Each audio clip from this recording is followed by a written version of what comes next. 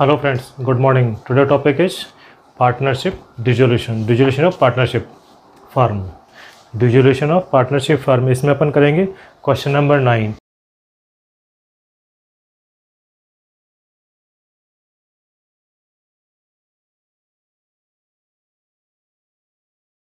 इस क्वेश्चन में कुछ इंपॉर्टेंट पॉइंट्स हैं, इसलिए इस वीडियो को आप ध्यान से देखें, अंत तक देखें और हमारे इस चैनल को सब्सक्राइब करें, लाइक करें और अपने फ्रेंड्स के साथ में शेयर ज़रूर करें. यस, इसमें मैंने ओपनिंग बैलेंसेज एडवांस में लिख दी हैं, जिनकी कोई खास बात नहीं होती है. अब अपन क्वेश्चन पढ़ते हैं. क्वेश्चन में अपन बैलेंस शीट पढ़ेंगे और जहां उसका डिस्पोजल होना है जिस ट्रांजैक्शंस का, उसको वहीं रिकॉर्ड कर देंगे. अपन पेंडिंग नहीं रखेंगे. अपन पेंडिंग रखने से फिर गलती होने के चांसेस बढ़ जाते हैं. इसलिए बैलेंस शीट से अपन चालू करते हैं और जो जहाँ कहता है उसको वहीं पर रिकॉर्ड कर लेते हैं उसको. यस, क्रेडिटर्स सबसे पहले कह रहा है क्रेडिटर्स 30,000. क्रेडिटर्स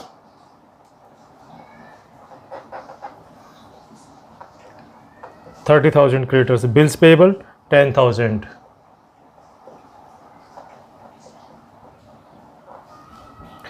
G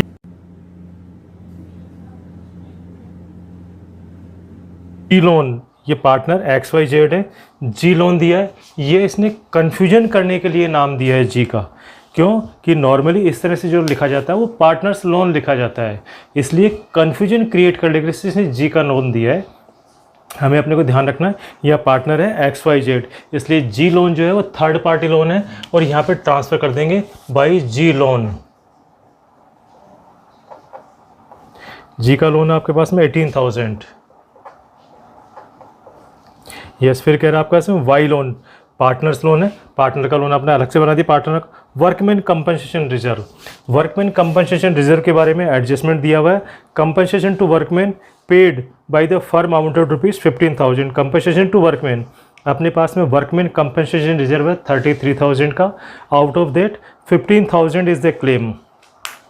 मैंने थ्योरी वाली पार्ट में बताया था वर्कमैन कंपनसेशन रिजर्व और claim which ever is less, जो कम होता है वो रियलाइजेशन अकाउंट के क्रेडिट साइड में ट्रांसफ़र करते हैं और remaining amount of workman compensation reserve वो पार्टनर्स के कैपिटल अकाउंट में प्रॉफिट शेयरिंग रेशियो में डिस्ट्रीब्यूट कर देते हैं. अपन यहाँ पे वर्कमैन कंपनसेशन रिजर्व 33,000 और क्लेम है आपके पास में workman compensation to workman paid by the firm amounted 15,000. तो 15,000 का क्लेम है.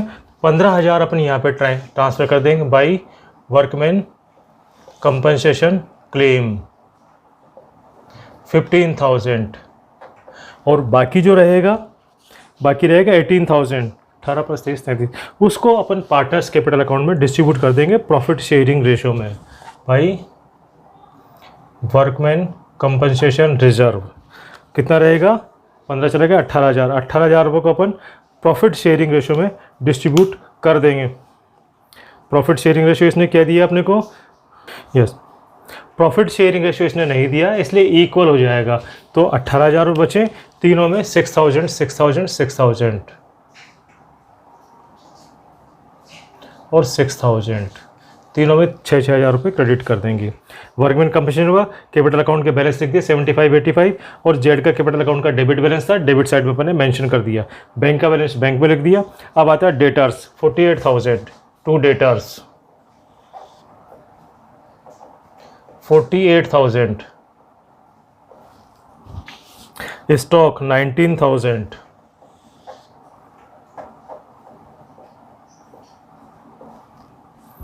Furniture 43,000.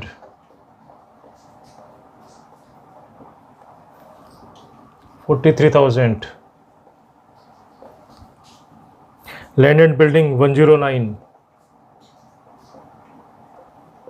1,09,000. Land and building 1,09,000. Z capital अपने लिख दिया. ये अपन ने जो बैलेंस शीट थी उससे एसेट्स और लाइबिलिटीज ट्रांसफ़र कर दी. अब एडजस्टमेंट देखते हैं इसने क्या क्या एडजस्टमेंट दिए. Debtors were realise 29,000. Debtors were realise 29,000 and creditors and bills payable were paid at a discount 10%. Debtors से रियलाइज हुआ 29,000. क्या करेंगे अपन, बाई बैंक. डेटर्स 29,000 और क्या कह रहा है, bills payable were, bills creditors and bills payable were paid at a discount 10%। Payment इधर से करेंगे टू बैंक। क्रेडिटर्स 10% डिस्काउंट 30,000 के हैं, 27,000 का पेमेंट करेंगे। बिल्स पेबल 10,000 के हैं अपने पास में, 9,000 का पेमेंट करेंगे अपन। इनर कॉलम में इसलिए लिखा कि बैंक का एक सिंगल आइटम अपन मेंशन कर देंगे मेन कॉलम में। Creditors and bills payable paid 10% discount. Stock was taken over by x for 17,000। Stock जो है एक्स ने ले लिया 17,000 बाई एक्स कैपिटल, ब्रैकेट में स्टॉक 17,000 और एक्स कैपिटल के डेबिट कर देंगे टू रियलाइजेशन 17,000। एक्स कैपिटल को डेबिट कर दिया 17,000।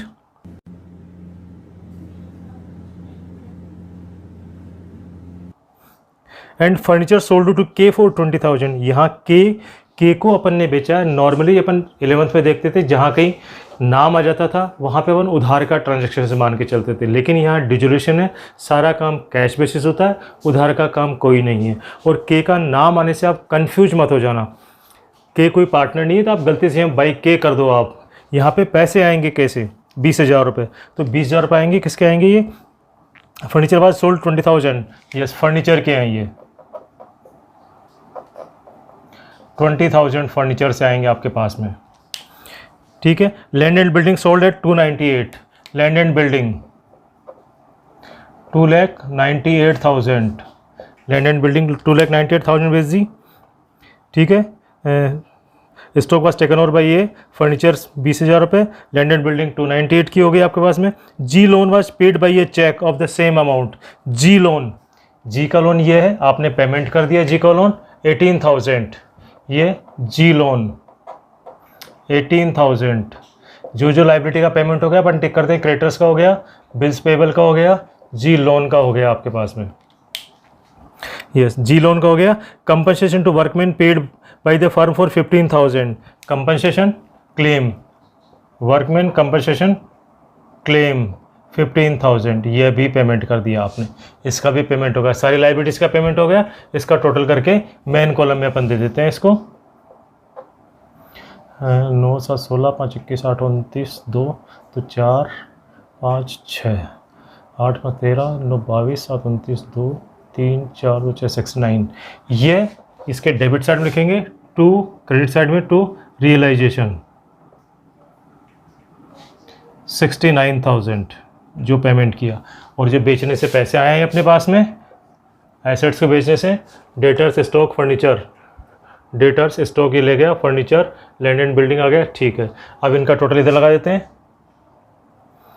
9 और 8 17, 9 और 8 17, 2 4 1 5, 9 और 5 14, 2 और 1 3, 347, 9 और 8 17, 4 2 और 1 3 2 5 9 5 14, 347 यहाँ लिखेंगे टू रियलाइजेशन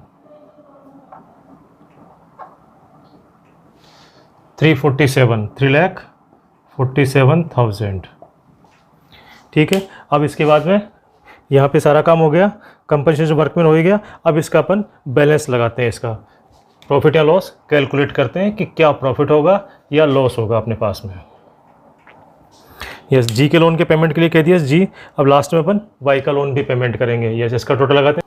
यस कितना आएगा प्रॉफिट इसका, 1,49,000। इसको अपन डिस्ट्रीब्यूट कर लेंगे अपन टू पार्टनर्स के, to profit transfer to capital account XYZ। Profit sharing कुछ भी नहीं है तो बराबर बराबर डिस्ट्रीब्यूशन करेंगे इनका, बराबर बराबर, ये तो अमाउंट उसमें आ गया आपके पास में, फ्रैक्शंस में आ जाएगा आपके पास में। तो ये आएगा आपके 50 49 666 49 666 49 667 49 667। एक बार टोटल करके चेक कर लेते हैं इसका, 7 9 14 6 20 17 18 20 17 18 20 9 30 27 2 29 4 12 2 14, यस। अब अपन इनको लास्ट में क्रेडिट कर देते हैं, ये प्रॉफिट हुआ, इसके क्रेडिट करते हैं बाई रियलाइजेशन 49 666 49 667 49 667, यस। अब कैपिटल अकाउंट का बैलेंस निकाल के फाइनल पेमेंट करते हैं इनको। 9 6 15 4 1 5 6 6 7। ठीक है, अब इनका पेमेंट कर देते हैं टू बैंक। यह आएगा 35 6 6 7 140 6 6 7 और यह आएगा 6 6 113। ये सब ने कैपिटल अकाउंट का बैलेंस निकाल लिया। कैपिटल का पेमेंट करेंगे, लेकिन ये लोन का हम पेमेंट भी करेंगे। लोन का पेमेंट करेंगे तो क्या करेंगे, टू बैंक 20,000। अब इसका टोटल बराबर हो गया आपके पास में,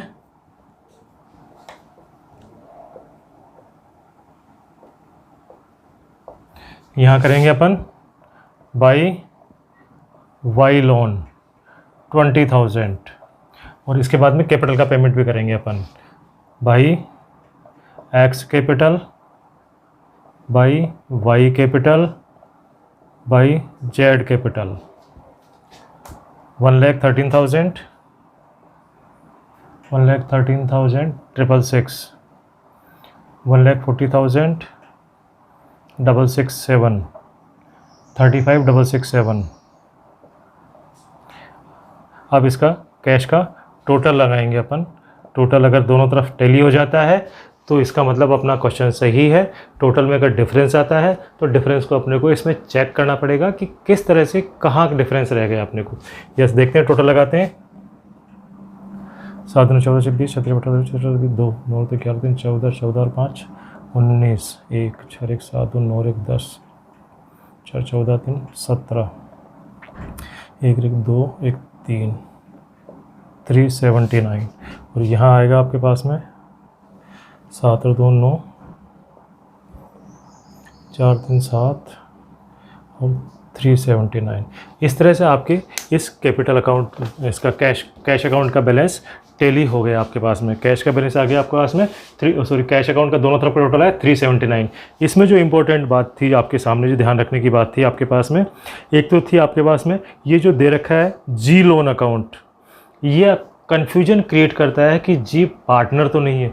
जल्दबाजी में एग्जाम में अपन नया अकाउंट बना देते हैं जी लोन अकाउंट और वहाँ से पेमेंट कर देते हैं, वो अपनी गलती हो जाती है। क्वेश्चन तो टैली हो जाएगा लेकिन क्वेश्चन गलत हो जाएगा पार्टली।